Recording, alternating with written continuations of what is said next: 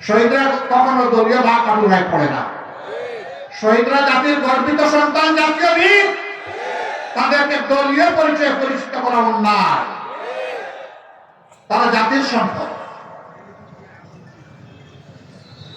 এই দেশ সাম্প্রদায়িক সম্প্রীতির দেশ। আমরা কোন দুষ্কৃতিকারীকে এখানে কোন মতলব হাসিল করতে দেব না।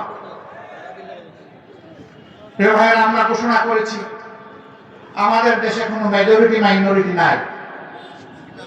আল্লাহ তাআলা যাদেরকে এই দেশের মেহরবানি করে নাগরিক বানিয়েছেন, আমরা সকলে সমান মর্যাদা ভোগ করতে চাই। নাগরিক হিসাবে আমরা সমান অধিকার ভোগ করতে চাই। আমরা এও বলেছি, এটাও আমরা চাই না দেশে একটা পরিবর্তন হলেই বিভিন্ন ধর্মের উপাসনালয়ে পাহারা বসাতে হবে, এটাও চাই না। এমন একটি সামাজিক নিরাপত্তা বলয় আমরা গড়ে তুলতে চাই যেখানে মন্দির, মসজিদ, প্যাগোডা, চার্চ, মঠ কিছুই পাহারা দেওয়ার প্রয়োজন হবে না। মানুষের বিবেক সবকিছুকে পাহারা দেবে।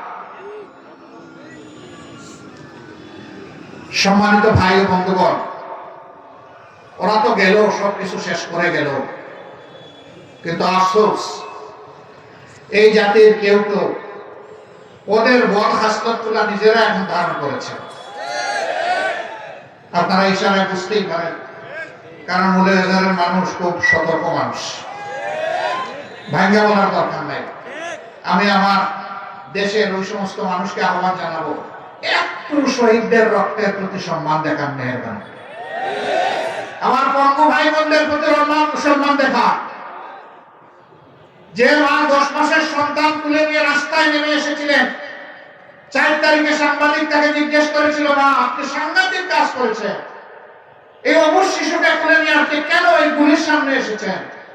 তিনি বলেছিলেন, সন্তান আমার একটা নয়, এখন রাস্তায় যত যুবক যুবতী আছে সবগুলো আমার সন্তান। সুতরাং ওই সন্তানদের প্রতি সংহতি জানাতে আমি এখানে এসেছি। বন্ধু সাংবাদিক আবার প্রশ্ন করেছে, যদি আপনার জীবনের, সন্তানের জীবনের কোনো ক্ষতি হয়, বলে যে 2 জনই শহীদ হয়ে যাবে। 7 বছরের একটা শিশু, ও হাতের মধ্যে ইটের টুকরো নিয়ে পুলিশকে তাড়া করছে। তার সিনিয়ররা তাকে ধরে বলছে, এই তুমি এখানে এসেছো? বলে যে আমি আন্দোলন করতে এসেছি। কেন তুমি আন্দোলন করবা? বলে ওরা আমার ভাইকে খুন করেছে। কে তোমার ভাইকে? বলে আবু সাইদ আমার ভাই। বলে তোমার বাড়ি কি রংপুর? কয় না, আমার বাড়ি ঢাকায়। তাইলে আবু সাইদ তোমার ভাই হয় কিভাবে? জাতির জন্য যে লড়াই করবে সেই তো আমার ভাই। তাকে বলেছে, ছোট মানুষ তুমি চলে যাও, আমরা আন্দোলন করবো। কয় রাখেন না, আপনার আন্দোলন আপনি করেন, আমাকে আমার আন্দোলন করতে দেন। যদি তোমার বুকে গুলি আসে, কয় আমিও শহীদ হয়ে আমার ভাইয়ের সাথে শরীক হয়ে যাব। অতএব আন্দোলনের ককপিটে বসা ছিল আমাদের সন্তানেরা, আর আবার বৃদ্ধ বনিতা সকলেই বলেছিল, আমরা আছি তোমাদের পাশে। সুতরাং এই আন্দোলনের ক্রেডিট এককভাবে কারো দাবি করা ঠিক হবে না। অনেকে ক্রেডিট দাবি করেছেন, তারা অন্যায় করেছে। এই ক্রেডিট 18 কোটি মানুষ। মূল ক্রেডিট আল্লাহ সুবহানাহু ওয়া তাআলা, যিনি এই পরিবর্তন এনে দিয়েছেন আমাদের। প্রিয় ভাইয়েরা, অনেকে আমাদেরকে জিজ্ঞেস করেছে, আপনাদের শহীদ কতজন? আমি বলি, যতজন শহীদ হয়েছে সবাই আমাদের শহীদ। শহীদরা কখনো দলীয় বা কাটুরায় পড়ে না।